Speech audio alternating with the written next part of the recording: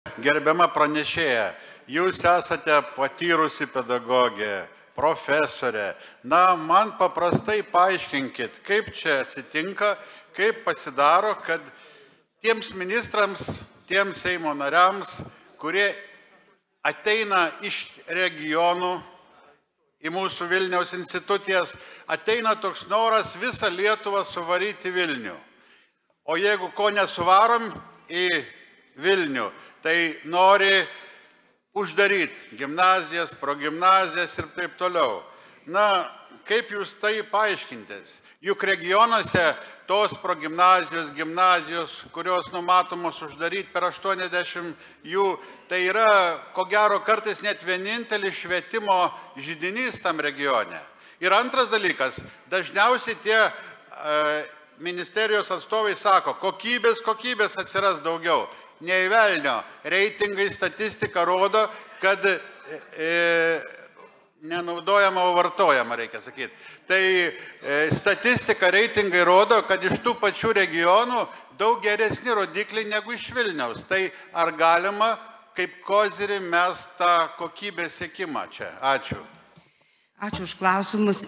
Čia daug klausimų aš įžvelgiau, tai keletą pabandysiu, jeigu ne, tai mane patikslinsit, gerbiamas kolega. Tai pirmas yra, mes kalbam apie kompetencijas, bet yra toks dalykas kaip kvalija, sąmoninga patirtis. Ir aš manau, kad būtent ministrams ir tie, kurie priima sprendimus, būtent to kvalija ir trūksta, tos sąmoningos patirties. Ir kai žmonės ateina, na, jiems atrodo, kad čia teoriškai kabinetuose galima vienaip ar kitaip sumodeliuoti, neturint tos patirties ir nesikreipiant į ekspertus, kurie būtent tą kvaliją turi. Tai čia yra labai rimtas dalykas. Kitas dalykas, pamirštama, kad Lietuvos įstatymuose yra numatyta, kad vaikas mokosi iki 16 metų, yra privaloma. Ir dalis vaikų turbūt nebesimokys. O jeigu mes kalbėsim dar ir apie pagrindinio ugdymo pasiekimų patikrinimą, kuris nuo kitų metų nebeleis eiti, jeigu tu neišlaikai, ketvertuko negauni, tai 14 savivaldybių neturi net filialų profesinio mokymo. Ir čia labai rimti klausimai yra. Na, aišku, dengiasi ugdymo kokybė šydo, bet jau tarpiniai vertinimai parodė ir taip toliau, kaip yra ta ugdymo kokybė keliama, jeigu net recenzentai nesugeba įvertinti tarpinių užduočių taip, kaip jie yra parenkami, aš nežinau, kad nebūtų klaidų. Taip pat čia yra tikrai sudėtingas klausimas ir mes diskutuokim, kalbėkime, na, jeigu šiemet neužvertumėm tos galimybės, aš manau, kad mes tos klausimus įspręsim. Jo labiau, kad šito Seimo kadencija baigėsi, taip pat ir vyriausybės kadencija baigėsi, tai atverkim galimybės ir paieškai naujų mokyklos modelio, nes mes esam įstrigę, na, aš drąsiai kaip edukologijos profesorė galiu pasakyti, 20 amžiaus vidury.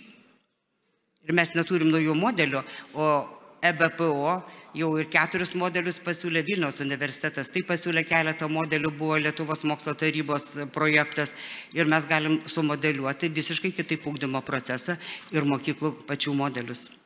Na, gerbiami kolegos, pastebėjo turbūt, kad profesorė taip ne per daug optimistiškai, mažai tikėdama, kad čia gali pasiekti ir kad gali būti išgirsta, gana pesimistiškai kalbėjo su tokia gaidele.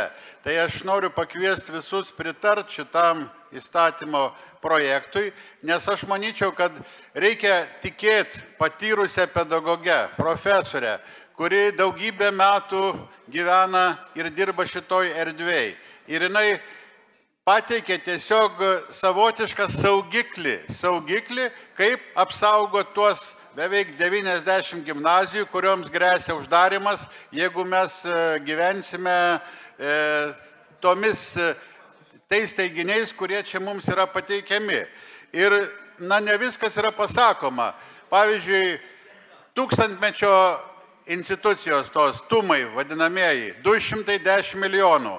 Tai aš noriu pasakyti, kad tie, kurie gavo finansavimą po 2, po 1,5 milijono, tie tarsi jaučiasi, kad jiems nepatogu čia kritikuoti tą sistemą, nors ir joms bus grėsmės uždaryti jas po 4 metų. Tai nieks nenori kalbėti apie dar vieną momentą, tai yra čia tie visi kaip gėris pristatomi autobusiukai. Niekas nešneka, kad vaikai keliasi 6 ryto, grįžta pavakarį, niekas nemašto, kad padaugėja depresijų tarp vaikų, kad jie pavargsta, išvargsta, negali normaliai gyventi. Toliau, autobusiukai byra, mažų naujai begaunama dabar šiuo momentu.